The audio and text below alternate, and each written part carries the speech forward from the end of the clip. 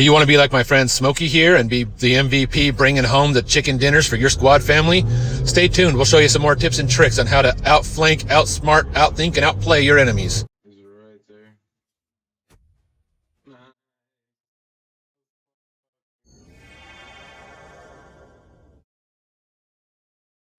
How's it hanging, mobile gamers? Welcome back to Geeks Gaming Guide, where we show you the best ways to outplay, outthink, and outsmart your enemies. Today we're going to take a look at some great tips around the different maps, different tricks, and things that you can do to counter your enemy's ability to hide and to be able to sneak attack them and get the jump on them. So this first one here, I'm going to show you when your enemy's underwater, he's swimming around and he hasn't peeped his head up. How do you tell where he is? How do you know where to shoot him? Well, check this out. If you take a smoke grenade, you chuck it out in the middle of the water. And if you're not sure where he's going to be, you might have to toss several of them. But if you chuck a couple of smoke grenades out in the water here, as they start smoking, if he's swimming anywhere, but if the smoke is anywhere between you and him, his silhouette shows up right there. You know exactly where he's going to be. All right, tip number 2. Hey, number 2. Your enemies are chasing you and you drive into the water to escape because you're low on life.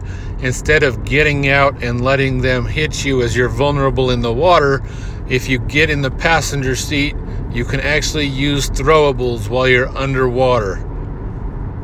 So you can see there, I chucked that smoke grenade right from the car. It jumped right up on shore.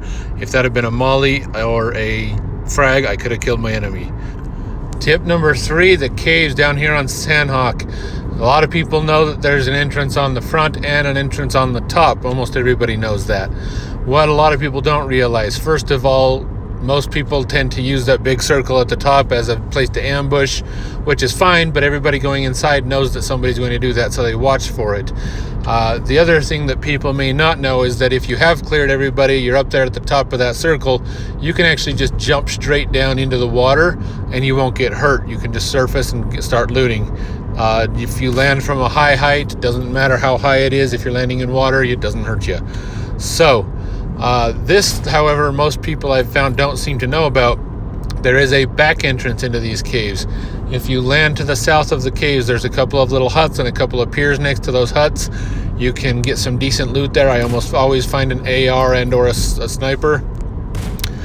Then you can just come in, swim in this back entrance and just hide away in this little nook back here. Your enemies will not be able to figure out where you are very easily. It gives you the opportunity to ambush them without a lot of risk to yourself, which is the way we like it. So I do come in here. They finish, looks like those guys finish off one of the guys over here. So now I'm down to a couple of people left in here. This guy runs up that circle spiral to start looting up there. He lays down and I finish him off up there. Now it's just a matter of finding and finishing the last guy in there, and then the whole cave is mine. Our last water-based tip for today: if you're playing on a foggy map and you can't see more than 20 feet in front of your face, if you dive under the water or you stand in water and tilt the camera so you can look up from under the water, you can actually see clear outlines of all the hills and everything around you almost as clearly as you'd be able to see if there was no fog. So if there's somebody standing up on a ridge line, you can actually see them very clearly and have an advantage of them that way. Now we have a couple of TDM, Team Deathmatch tips for you. A couple of these come from viewer Rich Fitzgerald, told me about these. So the first one here is this weapon that's in the middle. If you hurry and run out there and grab it and then you drop it there, it'll still be there when you come out, so it's closer to your base. Now with the AWM, you have to make sure and drop the ammo too, because that won't respawn with it. So I picked this AWM up, but I've got no ammo for it. But you can do it with the M249, and then you have it, and it's out there. The second one, also from Rich, was you come up to these crates here. If you use the jump button, or if you turn your back to it and just use the vault instead of the jump, you can grab the item without actually jumping up on the crate. You can grab these armors. You can do it as well with the helmets. I've done it quite a few times. That way you're not exposing yourself by climbing up on top of there. All right, for our next one here, you've got these little squad houses here.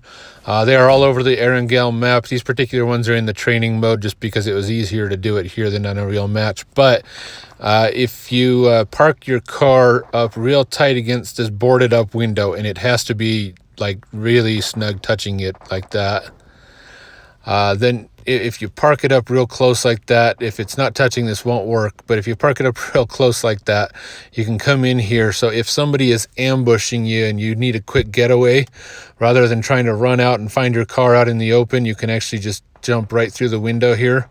Those buttons you can see are showing up, the drive button right there. You jump right into the car and you can drive off. Let's say you need a boat for a getaway. You've either beached yours or you come across one that's already been beached by somebody else.